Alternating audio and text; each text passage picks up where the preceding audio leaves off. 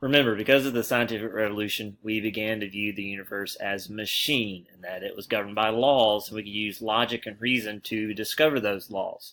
Philosophers were inspired by this and began to wonder if they could use logic and reason to discover the laws that society should operate by. So the Enlightenment was a philosophical movement based on logic and reason. It was inspired by the scientific revolution. They wanted to use logic to improve society. We studied John Locke earlier this year. Remember, he believed that we are born with natural rights, and it's the job of the government to protect them. He also believed we are born with a blank mind, or a tabula rasa, a blank slate. He claimed that we are not born either good or evil, but that our experiences shape us and make us who we are. Therefore, if society wants better people, give them better experiences. And he argued that you could use logic and reason to figure out what those experiences should be. So they're trying to create a better society using logic and reason. So these philosophers, they want to use logic and reason and apply it to make a better society and a better government. So Montesquieu, for instance, he did not agree with the concept of absolutism. He didn't trust it. He said constant experience shows us that every man invested with power is apt or likely to abuse it and to carry his authority as far as it will go. He suggested that there should be a separation of powers, which would lead to a balance of power. He suggested that power be divided up into three branches: the executive, legislative, and judicial branches. This greatly influences the structure of the United States. We have the executive branch with the president, legislative branch with Congress, and the judicial branch with the Supreme Court, and each checks the power of the other branch. Therefore, one person or one group cannot become too powerful. It makes it harder to abuse their authority. Voltaire was a French author and philosopher that used satire, kind of like sarcasm, to promote freedom of speech and religion. He believed every person should be free to pursue their own conscience. Now, Voltaire himself was not a Christian. He was a deist. A deist believes in a creator, but does not believe that the creator intervenes or interferes in creation. Sometimes the creator god of deism is called the clockmaker god, because he wound up the universe like a clock and got it started. Now he leaves it alone. Because of this, Voltaire didn't think it necessarily mattered what religion you picked. So he favored religious toleration. Think for yourselves and let others enjoy the privilege to do so too, is one of Voltaire's quotes. Of course, this got him in a lot of trouble. He was kicked out of France multiple times and even imprisoned for his writings. This influenced the United States. Congress shall make no law respecting the establishment of religion. That's in the First Amendment. You may have heard of the encyclopedia before, but one of the first encyclopedias was edited by Denis Diderot. He was the editor of the encyclopedia. It was made up of thousands of articles written by different authors. It promoted the ideas of the Enlightenment while attacking superstition, ignorance, and intolerance. It was actually banned in some countries because of the suggestions inside of it. It even criticized monarchies and the nobility and absolutism. We also tried to apply logic and reason to the economy, and a popular economic theory of the Enlightenment was laissez-faire. Translation of the phrase is to let do, or hands off. Many Enlightenment philosophers thought the economy should govern itself, and the government should not interfere. So laissez-faire argues that the government should not regulate, should not control the economy. Arguably, the most important defense of this theory was written by Adam Smith in his book, Wealth of Nations.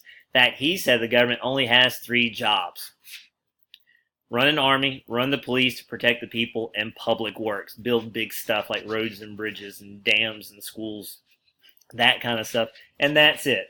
Other than that, the government needs to mind its own business. A very hands-off, laissez-faire approach.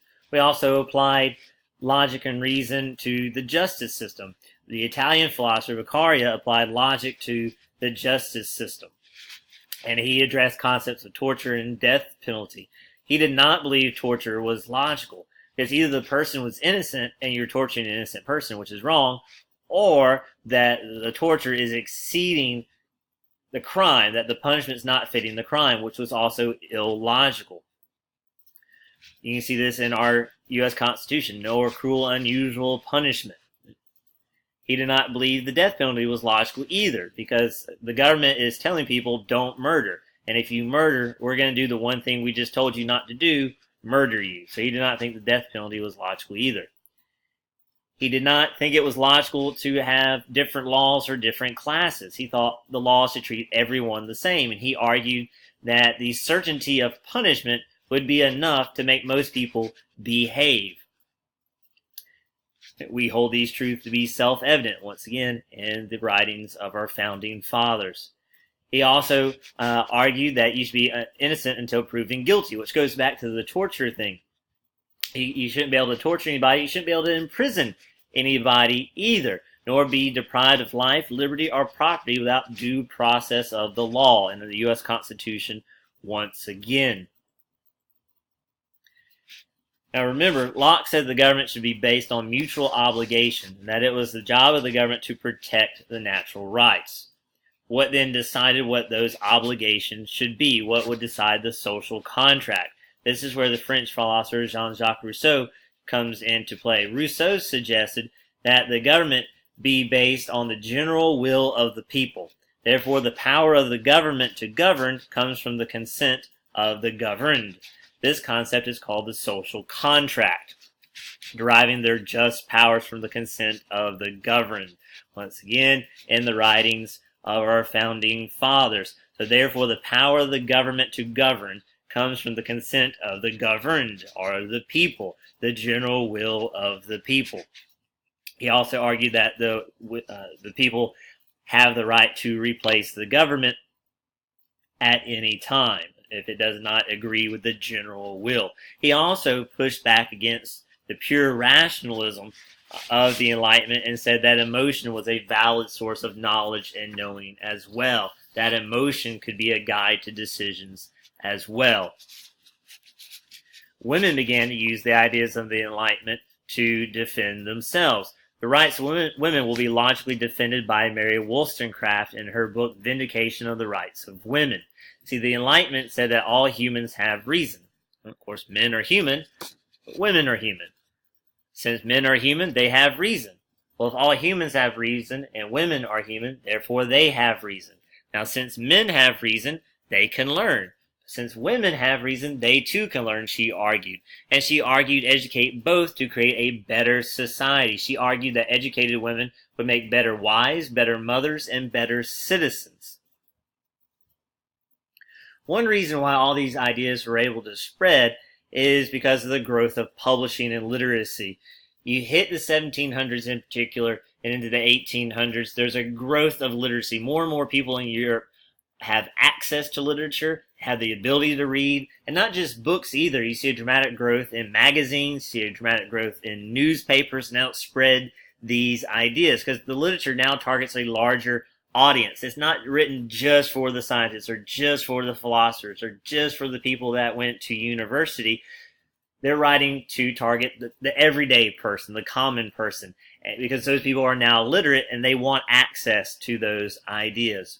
You also have the salon factor. Now, a salon in this context is not what it sounds like. A salon was like a formal drawing room, a formal living room.